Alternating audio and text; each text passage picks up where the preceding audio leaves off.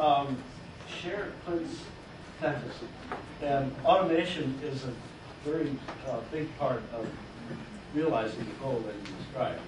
But it will be even easier to achieve that goal if we can record images of our specimens that are a close approximation to, that have the quality that is a close approximation to what physics would allow electron microscope images to have. And at present, some of us believe that the limiting factor that causes image quality to be much lower than what the physics of electron interaction would allow it to be. Some of us believe that the limiting factor is possibly a flexing or bending of the specimen that's induced by radiation damage, possibly by charging. And also some small amounts of dithering, which is kind of a physicist or engineer's term for random chaotic motion, usually in plane. Richard Henderson called it shimmering, but and that's a more commonly used term than dithering. But if you look them up in the dictionary, they're both in the dictionary. Dithering is a little more appropriate to describe the idea. If we could make images perfect and match exactly what physics would allow, and I don't believe that will be achieved, but if they could be made perfect, then one could work with images of 100 times fewer molecules than currently are necessary. So to get a 3D reconstruction of something that is a well-diffracting 2D crystal, you need to process data from, at a minimum, 1 million unit cells. You need to merge data from a minimum of 1 million cells, maybe 10 million. One would be able to get by with a factor of 100 fewer unit cells. And there would be lots of good implications for single molecules as well, but that I'm not going to go into. So the contrast or image quality that's physically possible can be compared, or what we actually get to what's physically possible. We can make that comparison very easily if we use some kind of two-dimensional crystal as our test specimen. And in this example, what you're looking at is an electron diffraction pattern that happened to have been recorded on a really high-tech silicon pixel detector that Richard Henderson has running in his lab called a Medipix detector, and I can talk more about that, but that's not what I'm trying to talk about in this talk. This is an image, this is an electron diffraction pattern that has been defocused somewhat. And here in an insert is what's contained behind this glow, but it's just what's in the dynamic range. You didn't have to take two exposures. It's in the dynamic range of this detector, just displayed. And so that central disk is the unscattered electron beam in the defocused diffraction pattern. And can you see a little diamond-shaped triangle? That's the bright field image of the crystal that we're investigating. And each of these diamonds out here are different orders of electron diffraction from that crystal. And we like to peek at the image of these crystals to make sure that all 6 spots are equally intense, that there aren't bends or gradients of diffraction intensity. So it means it's an absolutely flat crystal. And we can quantitatively measure the intensity of that spot relative to the intensity of the unscattered beam. Take the square root of that. That's the structure factor divided by the F naught. And having gotten Fg to F naught, multiply that by a factor of 2. And that's exactly what you should get when you compute the Fourier transform of the image. So you record an image, compute its Fourier transform, and Fg to F0, so the amplitude of the diffracted beam relative to the diffracted peak, the peak of the Fourier transform, to that of the zero frequency peak. Fg to F0 from images should be equal to twice Fg to F0 in electron diffraction, if the images were perfect. So this is an example of a quotes best image recorded on the F-30 in Cambridge with flood beam illumination and photographic film. When we make that comparison, FG to F0 is about 13% of what it should be theoretically in this best image.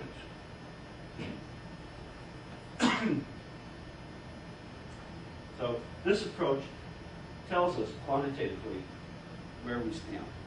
And this technique goes back earlier than the 85 paper, but in the last time I was on sabbatical leave in Cambridge, 20 years ago, Richard and I published a paper comparing FT to F0 by fraction. It means FT to F0 from the image relative to that in the electron diffraction pattern. And paraffin typically would be 5% of what it should be theoretically, up to 12,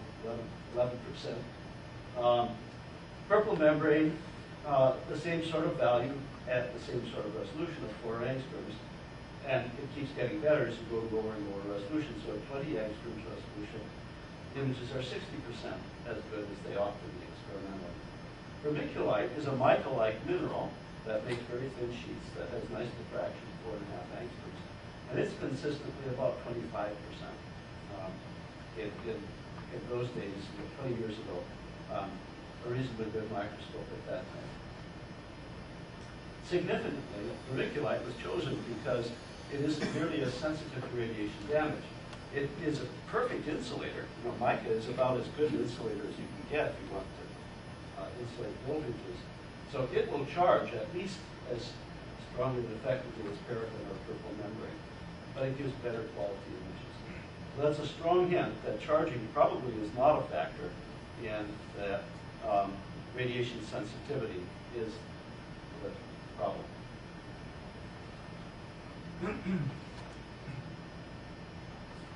Situation since 1985 hasn't gotten any better, even if you use Fujiyoshi's best microscope, at least as of 1999. This is a plot from a paper by Mitsuoka et al. On purple membrane, showing the logarithm of the intensity in the image to that of the diffraction pattern. And if you convert that to amplitudes, by the time you get to 3 or 4 angstrom resolution, you're down by a factor of 10 on the amplitude. I presume these were not randomly selected micrographs, but the ones that were the best that showed that they go to pretty high resolution. So, I mean, the fact that vermiculite did much better than the radiation-sensitive things tells you that the limitation is not the microscope. And recent work is another confirmation. Question. Yes. What were the crosses in the last? The paper describes the crosses as being very likely to be unreliable data.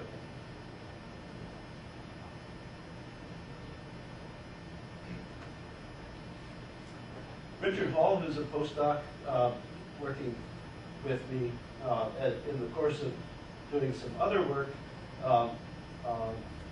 was looking at micrographs that Jochen Frank provided as part of the program project that we're all participants in. And Richard decided to look at the question of whether one could classify the tone patterns from single particles. And these are ribosome micrographs of ice-embedded ribosomes, but sitting on continuous carbon, and therefore it's a reasonable possibility to think that if you put a little box around ribosome particles, you can barely see that they have a tone pattern, but it turns out to be just as easy to classify the tone pattern as it is to classify the particle. And when Richard looked at some of the class averages, some were quite good. And he asked, where are they in the micrograph? And they all mapped to this little region of the photographic film. And the ones that were really extraordinarily bad, and these are also extraordinarily bad, mapped to their own separate regions of the micrograph. So this is pretty astonishing. When you see something like this, you know that the specimen is drifting. You think that the stage is drifting. And certainly if the stage drifts, that's what will happen. But it can also be that local regions of a single carbon film drift in different directions and by different amounts. Now another fact, and I was kicking myself that I didn't start to prepare this talk a week earlier, so that, well, I would not have generated a movie in a week, but I would have at least dug out some old micrographs from my archives. Instead, I had to go to somebody's webpage and get this image, which I'll explain in a minute. But the title says that we can detect bending of a biological sample, in this case, a thin crystal of amino acid baleen. We can detect bending of that by looking at something in the image that's called a bend contour. A bend contour, that's these dark bands, is a local area of a thin crystal. A local area that is bent exactly at an angle that satisfies Bragg's law. So the incident electrons are very strongly diffracted there, and in the bright field image, you see something that's dark. This happens to be a thin aluminum film, but baleen crystals look, for all intents and purposes, exactly like that. They have lots of bend contours. And as you irradiate the sample, these bend contours literally sweep across in waves across the face of the crystal. Long before the crystal is damaged enough to no longer diffract, you see many cycles of undulation and waving of the crystal, even though the edge of the crystal doesn't seem to be moving. This is an observation that you can very easily replicate yourself. Now, in much more recent work, a paper now in press by Steve Tipka, Ken Downey, myself, and Chris Gilpin, Peter used the paraffin crystals of the kind that I showed earlier, and he used the 224 high dynamic range CCD camera, Tietz camera, that Chris has on his microscope in Dallas. And because this is a very low noise camera, Peter was able to record images, 40 images, with the electron dose that you would normally use to record one image. And each of these images showed 3 pairs of diffraction spots from a single crystal of paraffin. The rationale was that if we subfractionate the dose, then hopefully the amount of beam-induced motion per image will be less.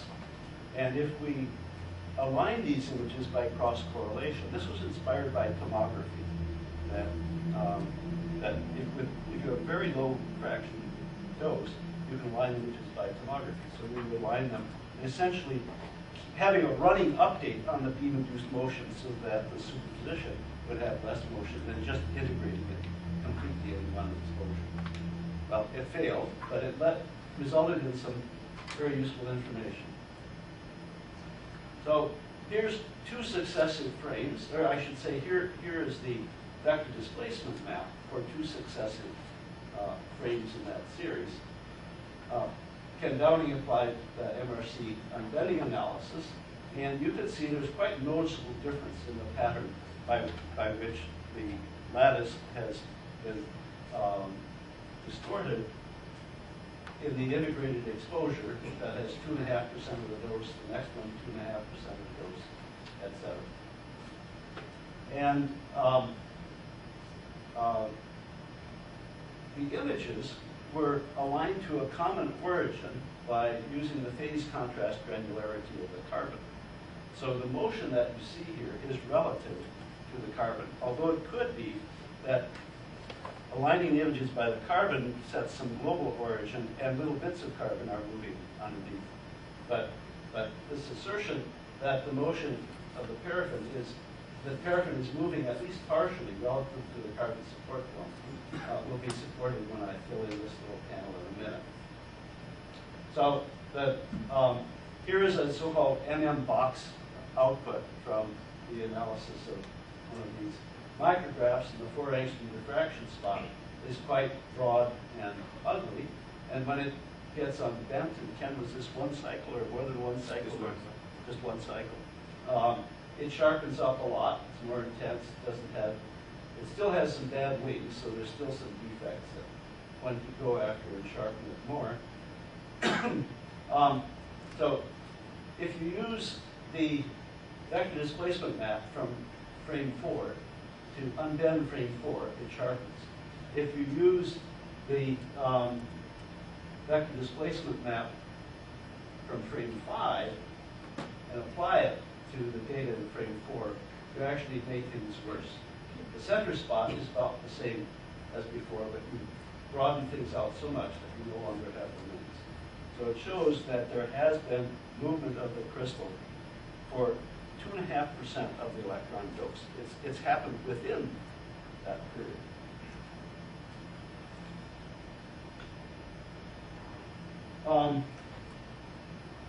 Can also observe that the phases of the paraffin spots were random. When the images were aligned by the underlying carbon film, the phases were random. But if you align the images by the paraffin crystal lattice, then the phase residual was 5 degrees.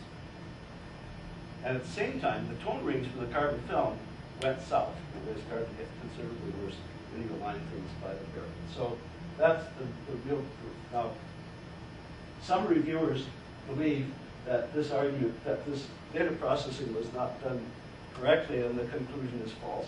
And some of you, when you read the paper, will conclude the same thing. But we believe that this is evidence that the paraffin moves relative to the carbon film. Now, one of the pieces of information that makes me think that the beam-induced motion is a mechanical motion due to stress is a 20-year-old paper by McBride and colleagues in Science. These guys were studying a chemical reaction that occurs between two neighboring molecules in the crystal of an organic molecule, a photoreactive molecule.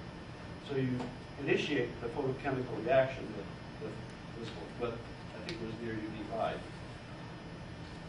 And they observed that when only 5% of the molecules had been damaged by photolysis, the pressure within the crystal goes to half the value that would convert graphite to diamond. And if we have a very thin film sample, and we generate those kinds of pressures, the easiest way to relieve the pressure will be some kind of bending or buckling, which I told you earlier is easily observed, unavoidably observed, when you look at things like thin crystals of amino acids. McBride and colleagues pointed out that the products of radiolysis never fit into the molecular cavity that corresponds to the original size and shape of a molecule. In the case of paraffin, the main radiochemical process is the conversion of a single bond to a double bond. So you start with all trans single bonds, and you make it into a double bond. That's going to swing the rest of the molecule, or try to swing it, and it won't fit into the molecular cavity. There will be a tremendous amount of stress that results from that creation of a double bond. In the case of a protein, the most likely thing to happen is that the peptide bond will be broken. And when you take two atoms that are chemically bonded and they're 1.5 angstroms apart, and you break a bond, by definition, they are now 3.5 angstroms apart. If they aren't, the bond isn't broken. We know the bonds get broken. So think of the amount of steric repulsion that that's going to cause and build up the stress in the sample. an old idea that after some preliminary work can have a really nice lead article in Science describing spot scan imaging. So spot scan imaging, Ken has explained it already, involves focusing the beam. Sometimes you focus it to a diffraction limited spot. So if you want to keep the illumination parallel to 10 to the minus 4 radians, you can focus the spot to something on a 300 kV microscope to something under 500 angstroms, and the illumination is still parallel to 10 to the minus 4 radians. Typically, one uses a spot that's even larger, something like 1,000 angstroms or so. And then that beam is deflected in a raster. The rationale is to limit the area over which beam-induced stress is generated during any one of these, recording any one of these spots or exposing one of those areas in the specimen. And for samples prepared on carbon film, spot scan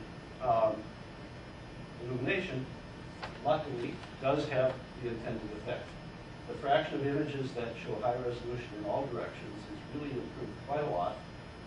The fraction of images that show the FG to F0 ratio, that's between 0.1 and 0.2, is greater, but still, I don't know what the percentage is, whether it's as high as 10% or 5%, but it's improved quite a lot, far from perfect. Now, Brink in Wang Chu's lab observed that if you have an insulating specimen with no carbon film, so the other specimen is self-supported over a hole, the images may be much worse, because in that case you really truly do have charging, and that is added and compounded to the damage-induced stress that already exists when the sample is on carbon. And I couldn't think of a good logical reason to show this slide, but I think it's so pretty, so it's artistic, if not scientific. So it's just some recent results describing all the points I've been making so far. This is a portion of a spot scan image that was recorded with the F30 in Cambridge, using, I think, a 10 micrometer condenser aperture to get the best possible illumination. And not shown here, but occasionally, but 2.5 angstrom spots are recorded with fairly good frequency. Nevertheless, the best value of FG to F0 is still 20% of what it should be, theoretically. For the material scientists in the audience who know all about the structure of paraffin, these very weak spots here and here, and I think there's some there and there, but I can't see them, shouldn't be there. There's symmetry forbidden reflections. Either that's due to multiple scattering or dynamical diffraction in this 50 angstrom thick organic crystal, or there are defects in the crystal that break the symmetry and weakly allow the symmetry forbidden reflections. But this is just a reminder, and also a fun slide because of these weird target advertisement forms of the illumination that are caused because of the extremely high coherence of the illumination. So is that ideal illumination then? Is that ideal? I wouldn't think so, no. If the images had been great, we would have used this and we would have just dithered the illumination, or painted it a little bit. How could we do that? How could we have then highly coherent illumination with a small spot scan condenser aperture and still Right. not have these finite? Well, so these are essentially highly out of focus airy disks of the illumination. That's unavoidable, or It's unavoidable, yeah. It's like love and marriage. You can't have one without the other. Yeah, but like Bob says, you could have something that moves the beam around during each spot, and that You look hither in X and Y. reduce the coherence. Won't change the tilt angle. No, it won't change the tilt. You have the pivot points. and it would give you a uniform illumination and take best advantage of all of the scattering power that's there. If you have two condenser apertures and one is slightly, the second one is slightly smaller than the first one, It sounds like a good topic for image of an aperture in display. so interference of Cornell fringes, they would somehow cancel each other out. Sounds like a good topic for dinner. or wine and beer after the last topic.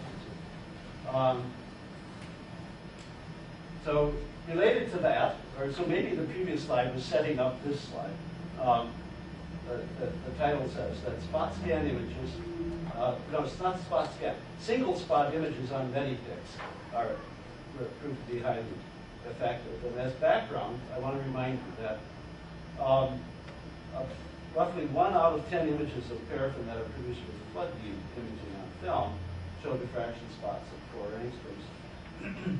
And the best of those have amplitudes generally less than 10% of what physics says they should be. So that's just a reminder. And now here's the data for this slide. Here's one of those bullseye kind of patterns, but now recorded on the 4 quadrants of the Medipix detector.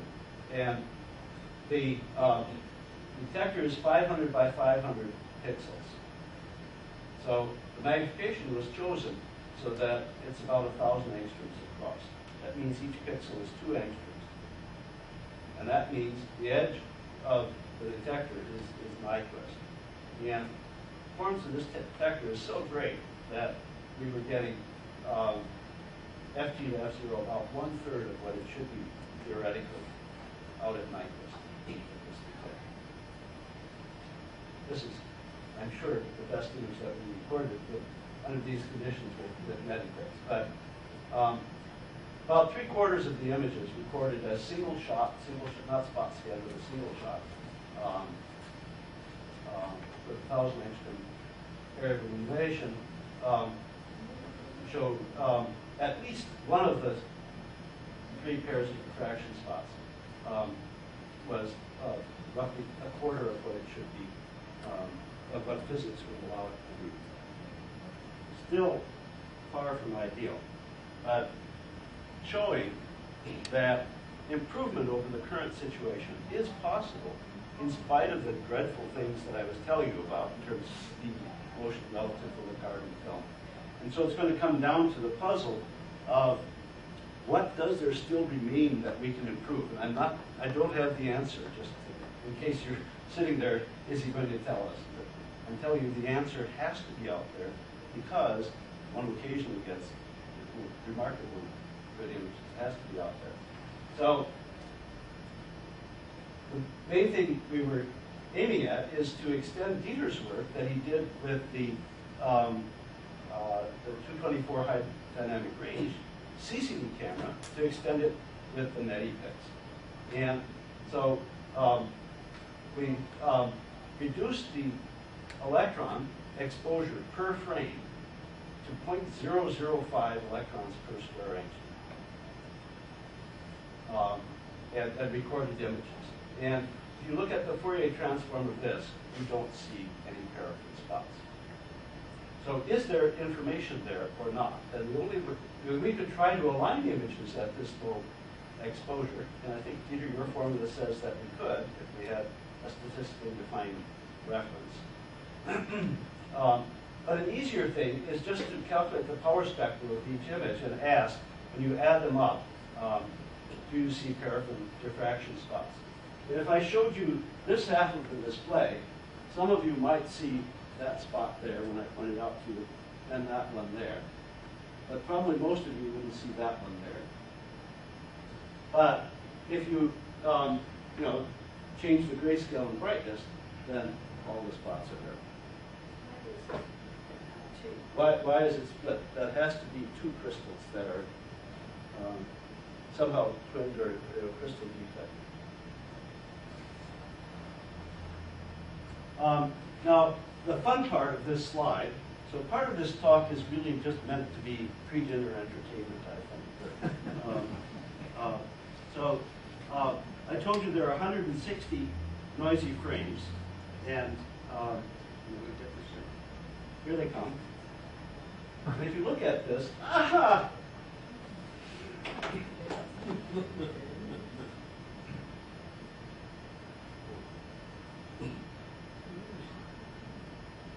You won't see all 160 of them. But as you look at it, you might see that bullseye pattern. And you might even see it wandering around during the time of the explosion. Because it really did. You know, the illumination is not absolutely stable. Do we have it again? Play it again. The question is, can I do it? Because I can't see it on my laptop at the same time. Double click? Yeah, Just yeah. double click. I'll try and be quick. Yeah.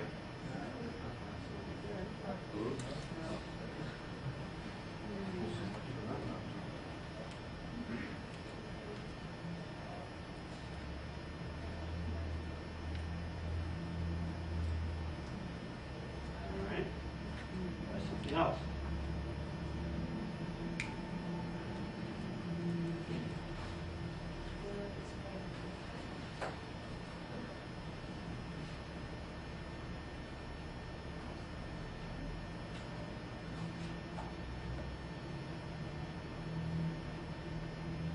Stop.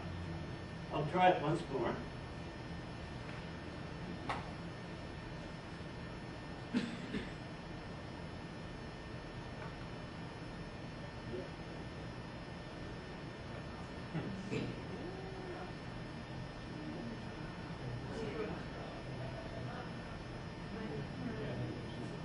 If you're really observant, you'll notice a couple of pixels stand still during the whole exposure. Those are damaged fixtures in the device. Are always on.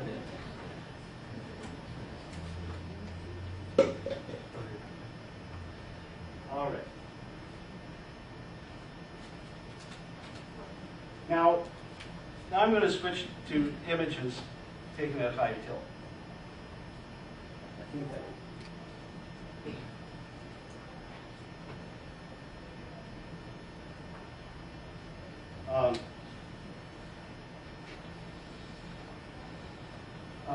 Lovico showed this slide earlier, and it illustrates that most of the time when you have a nice, well-diffracting two-dimensional crystal, this is actually more than one crystal, as he pointed out, completely doesn't matter at all for the purpose of the point I'm making. Most of the images, when you tilt them, look like this. Those of you who've worked with two-dimensional crystals, I think, will confirm that I'm not exaggerating. Annette is smiling and nodding her head yes. This is a very nice image. A bad image? No, a very nice image. A very nice image, yes. Yes. But I think you'll agree that the resolution and the signal perpendicular to the tilt axis is very much worse than parallel to the tilt axis. And I don't have the proof here, but I can assure you, and you can probably believe me, resolution parallel to the tilt axis is no better than it is in an untilted specimen. It's clearly worse in the direction. So things get even worse perpendicular to the tilt axis. And the image resolution is degraded systematically in the direction to the tilt axis, you know that. And this apparently happens only for beam-sensitive specimens, which I'll show you down in this corner in a minute. Now, I take the position that the explanation for this is not charging. Or it's not due to any deflection of that image. It's a deflection of the specimen. Now, of course, if the specimen is deflected, then the image. But I mean, I think you understand what I mean. So if we rule out charging as causing an optical deflection of the image, not everybody would agree with that. Then the alternative that remains is some kind of drumhead fluctuation, or waving, or undulation, a Z motion of the specimen without very much apparent XY translational motion. If that happens in a non-tilted specimen, it results in a wave of fluctuations in the focus but they might be only 30 angstroms or 50 angstroms, something like that.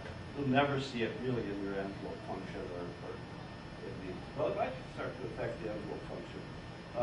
Goes on. How much tilt is there to the specimen? This one I think was 45 degrees, was it? Yeah. And it gets severely worse very rapidly as you tilt the higher angles.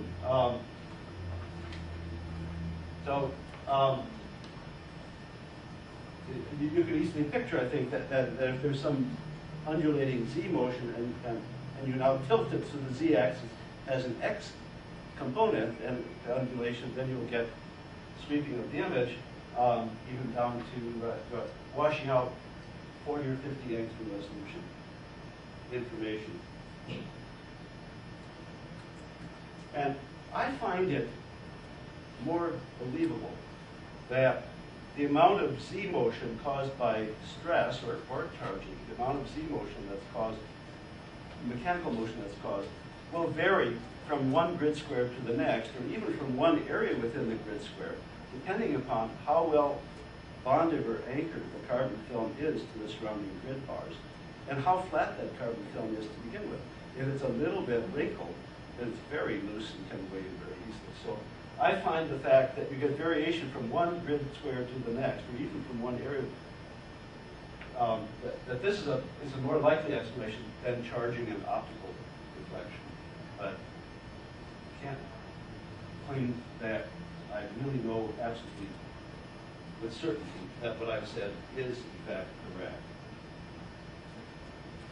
However, I think we can rule out that room floor vibrations causing the microscope to shake and propagating waves of vibration on up to the specimen that cause these kinds of motions. I think we can rule that out because here's an image taken as an electron microscope acceptance test to tilt a graphite sample. I think this is probably the 70 degrees or certainly 60, yeah, 70 degrees it says. And the effect seen with our radiation sensitive specimen is not seen with the radiation stable specimen. Don't see loss of resolution perpendicular. How am I doing on time?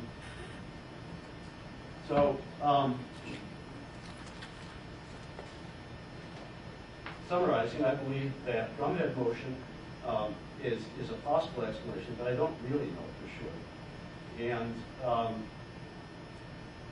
it's very believable to me that the double carbon film sandwich, which has kind of a catenating structure, dual opposed curves, would be much more difficult to flex.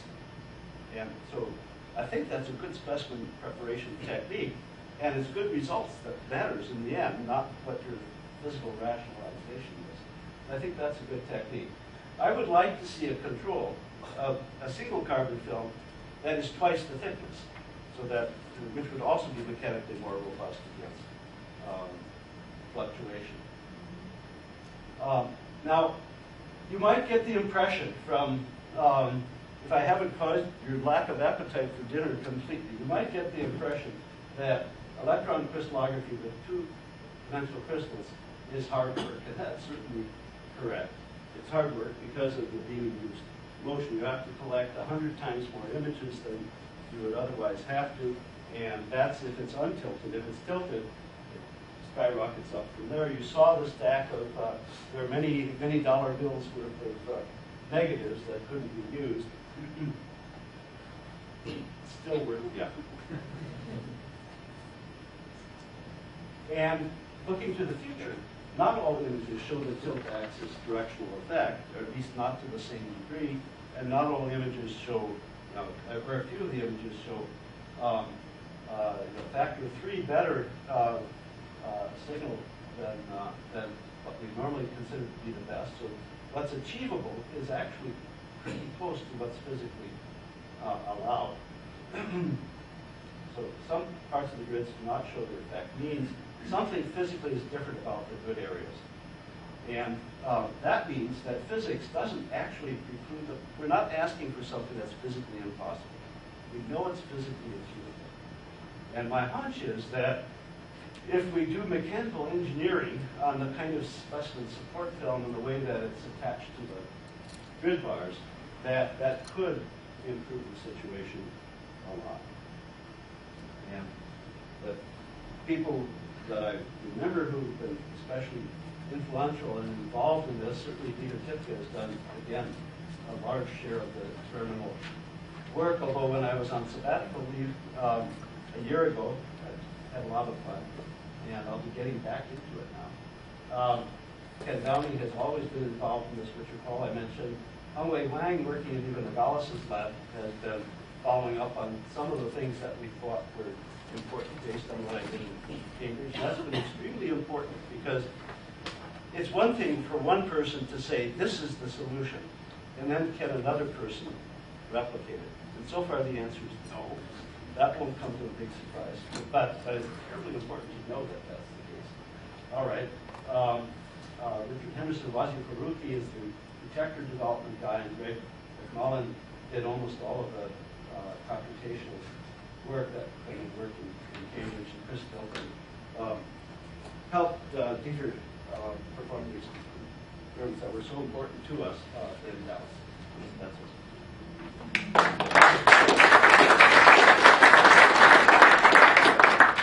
Question? The mechanical properties of something like silicon monoxide are different from carbon. Are they better or worse? Do you know?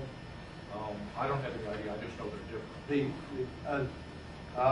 I don't know the answer, but I do know that silicon monoxide is a really good insulator. Yes.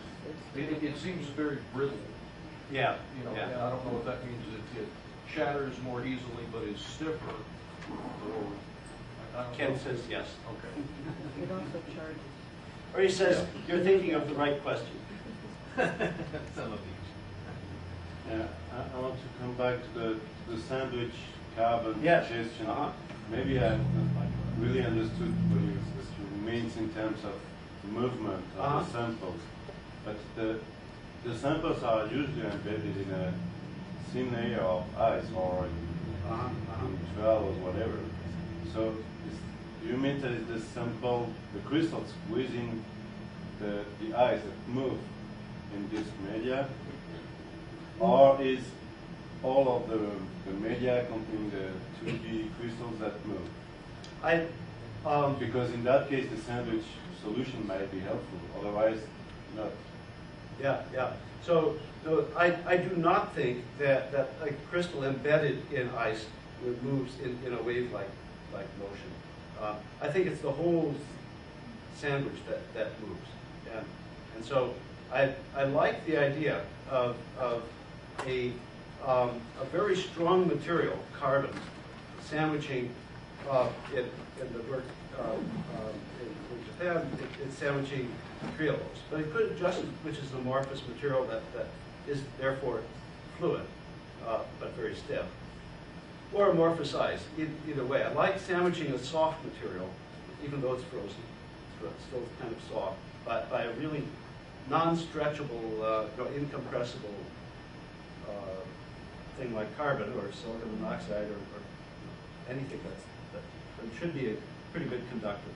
And I don't know whether can we lift this one? Or you have to run back to the motor. And then we'll have to have something on the right. Looks like we might get one. So I do like the idea a lot. This is a grid bar. And so I'll kind of exaggerate. This is not drawn to scale. But I like the idea of this curve and that curve opposing each other. And if I want to move this down, I not only have to bend, but I have to start to stretch. This can be resisted, I think, much more efficiently than if I just have kind of a planar drumhead that can go up and spanning 50 micrometers. Surely it can go up and down 10 angstroms. So spot scan might work because the beam stays on. Instead of banging once on the carbon film, the beam stays on and you just scan over the thing. And STEM would then be the same. And then electron diffraction works. And so in electron diffraction, the diffraction pattern collection is faster than any movement. Yannette pointed out coherence length. that, which you know, that diffraction is not sensitive to, change in origin. Yeah, with the first example, I mean, a paraffin, Yeah. paraffin that moves during the exposure atom-wise laterally on the carbon film. In that experiment, we only could detect the lateral. And Yeah. so Right. electron diffraction is completely immune to that motion, because that change in XY position is just a change in phase. In electron diffraction, you have an interference of the electrons, location, probability, the distribution function within the coherence length of the Yeah. beam. Yeah. And so do you know what time resolution you would need to not see that? Well, let me try to give two answers. The first one that came to mind, and then an answer to the question you actually asked. But the electron diffraction occurs one electron at a time. And that is, when it's moving the speed of light, that is a dynamic electron diffraction that Nigel Browning would kill for, to have that kind of resolution. That's a facetious comment. That's the coherence length over which the interaction occurs. That's Yeah. So I don't know the answer, but I think I'm safe in guessing that a single electron, the full coherence length of a single electron wave packet with just one electron, passes through the specimen in much less than a femtosecond, I would guess, because the specimen is only a couple hundred angstroms thick. It's going at the speed of light. But you asked the question, what time would you need in order? And you can get the right physical ballpark answer to that by saying that when one electron hits the sample, breaks a bond, generates stress, and so there will be a compensating relaxation of that stress. The stress will relax with the speed of sound. And I think it takes something like a picosecond to travel about 100 angstroms. So 100 angstroms away won't know that anything happened here until about a picosecond later. Double check those numbers and make sure to use the right numbers rather than the ones I'm vaguely remembering. But so the bottom line in my mind, because I've done those calculations, is that we would have to have time resolution in dynamic electron microscopy in a picosecond. Not 10 or 20 femtoseconds that the free electron laser people want for photons, but still too many orders of magnitude unachievable by any conceived mechanism to overcome space charge. So I hope I'm wrong. I hope that wonderful things happen in a nanosecond rather than a picosecond. And I won't object at all that I hadn't been able to figure that out physically beforehand. I'll take the money and run. Yes. Why are tilted images so the yield is so much lower? I think it's because, tilted or not tilted, the sample is bending. Certainly Valine crystals always bend. And if you tilt and it bends, then you have a horizontal component, and that destroys the resolution perpendicular to the tilt axis. So electron optical deflection would have the same effect, but I think the evidence is not very strong that electron optical deflection is the reason.